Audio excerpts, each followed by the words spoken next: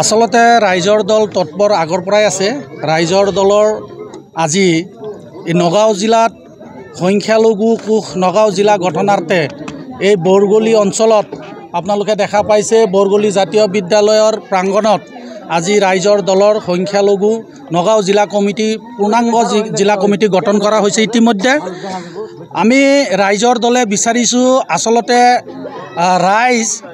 প্ৰকৃততে হিন্দু আৰু মুছলমানৰ মাজত বিভাজন নহৈ ভাগ ভাগ নহৈ মুখ্যমন্ত্ৰী হিমন্ত বিশ্ব শৰ্মাই বিচৰা ধৰণে অসমত হিন্দু আৰু মুছলমানৰ মাজত বিভাজন কৰি তেওঁ যি ৰাজনৈতিক এজেণ্ডা ছেট কৰিব বিচাৰিছে 2026 চনৰ বিধানসভা নিৰ্বাচনৰ কাৰণে,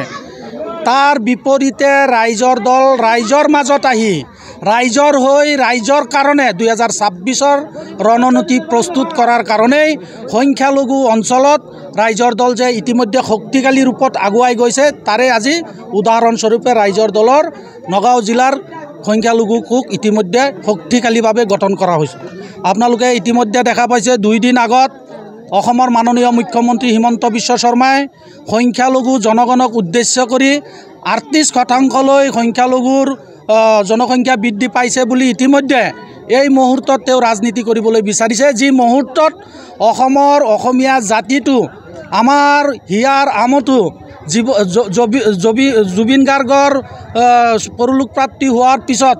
অসমীয়া জাতি এতিয়া কেৱল মাত্ৰ দুখত নিয়মান হৈ আছে। তাৰ বিপৰীতে অসমত বৰ্তমানৰ স্বৈৰাচাৰী অতি সাম্প্ৰদায়িক মুখ্যমন্ত্ৰী হিমন্ত বিশ্ব শৰ্মাই নিজৰ ৰাজনৈতিক স্থিতি কেনেকৈ 2026ত মজবুত কৰিব তাৰ কাৰণে হিন্দু আৰু মুছলমানৰ মাজত এক বিভাজন আনি সংখ্যালঘু মুছলমানক উদ্দেশ্য কৰি মিয়া 38% হৈছে বুলি তেওঁ তুচ্ছ তাচ্ছিল্য কৰি অসমীয়া হিন্দুসকলক 2026 চনত বিজেপিক ভোট দিবলৈ এক উচতনি দিয়া বুলি মই ইতিমধ্যেই ছ'চিয়েল মিডিয়াৰ জৰিয়তে মই অসমৰ জনগণক জনাইছোঁ। আপোনালোকে জানে 2011 চনত লোকপিয়ল অনুযায়ী অসমৰ সংখ্যালঘু মুছলমানসকল 34% 5.2% ইতিমধ্যে আছিলে।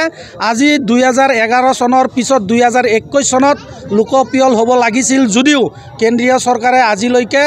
সেন্সাস অৰ্থাৎ লোকপিয়ল এতিয়ালৈকে হৈ উঠা নাই, যাৰ কাৰণে বিগত 14 বছৰত অসমৰ সংখ্যালঘু মিয়া জনগোষ্ঠীৰ যে 2% ভোট জনসংখ্যা যে নাবাঢ়িব তাত কি তথ্যৰ ভিত্তিত মুখ্যমন্ত্ৰীয়ে ক'ব পাৰিলে সেই কথা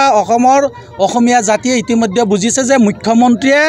আমাৰ প্ৰিয় শিল্পী আমাৰ হিয়াৰ আমঠু জুবিন গাৰ্গ পৰলোকপ্ৰাপ্তি হোৱাৰ পিছত জুবিন গাৰ্গে দি থৈ যোৱা যি আদৰ্শ আছিলে বৰ অসম গঢ়াৰ অসমীয়া জাতি গঢ়াৰ সেই আদৰ্শক বুলুণ্ঠিত কৰি বৰিৰে মোহাৰি তেওঁ এতিয়া জুবিন গাৰ্গৰ আদৰ্শক তেওঁ বৰিৰে মোহাৰি আকৌ এবাৰ তেওঁৰ যি সাম্প্ৰদায়িকতা হিন্দু আৰু মুছলমানৰ মাজত বিভেদ আৰু বিভাজন সেই বিভাজন সৃষ্টি কৰি ইতিমধ্যে দেখাই দিছে যে বৰ্তমানৰ স্বৈৰাচাৰী অতি সাম্প্ৰদায়িক মুখ্যমন্ত্ৰী হিমন্ত বিশ্ব শৰ্মা জুবিন গাৰ্গৰ আদৰ্শক নেমানে, বৰ অসমৰ যি